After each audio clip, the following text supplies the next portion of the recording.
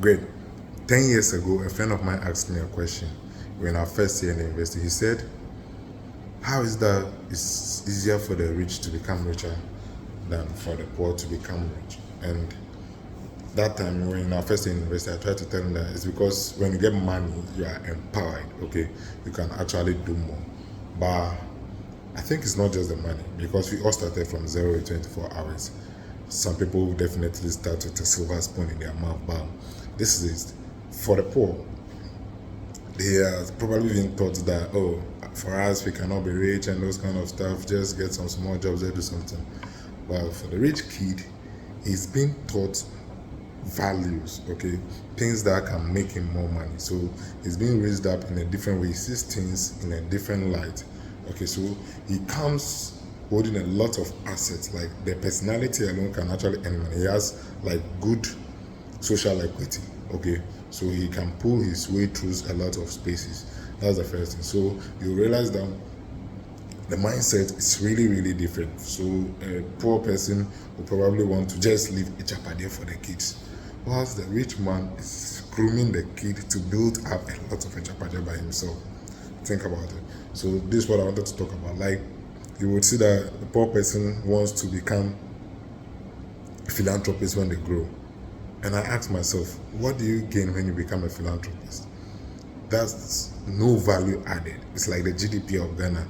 The amount being mentioned is big, but the value in that amount is there is nothing in it because all the money is probably being exported back to India or China or something.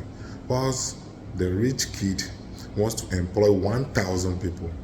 If you employ 1,000 people, okay, you have empowered times 6 of that number, so maybe 6,000 to 10,000 people.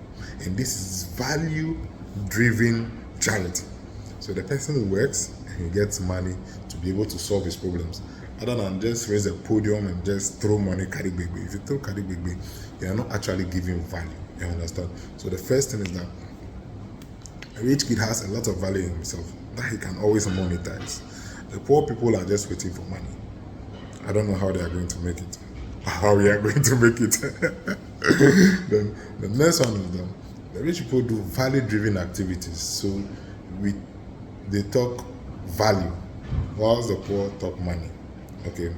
Now, the third one is this. The third one is returns on whatever decision they make. A lot of people just want to pay less because maybe they have learned that the rich will always get a good bargain, but they lose the value, which I was talking about. And I'm trying to say this because of an experience I've seen in my comments. A lot of people actually say that they can build a 2-bedroom house for $25,000, which is very true. Okay, I wouldn't build a 2-bedroom house for $25,000. But if you want to build a 2-bedroom house for $25,000, you need land in my hometown where the land is almost free. Okay, so you need land in my hometown where the land is almost free, and then you build something, 2 rooms, 1 washroom, or in-suite washrooms with a terrible kitchen and a nice hall. Use the cheapest of all resources to build it, no problem. Then the rent you can gain on that, if you are blessed by the gods, is about 2,000 Ghana cedis. Okay, so you are making maybe $150 a month on such a building, $25,000. Once another person buys a studio apartment for $100,000, okay, 4 times more the money that you have spent, $25,000. Now this person, so you spend 4 times more, you buy $100,000 studio apartment, and then you can earn $2,000 a month. Okay, so if you earn $2,000 a month, you are earning more than even 10 times what someone is earning on $25,000. So because of capability, someone who can afford 4 times more can earn 10 times more. And someone who probably thinks, oh, why not? It's 5,000, I can get 4 2-bedroom houses. Okay, so you realize that that investment is more of a social facet. It's more of just something that you're just doing for social reasons. Okay, you are giving accommodation to Ghanaians and all those stuff.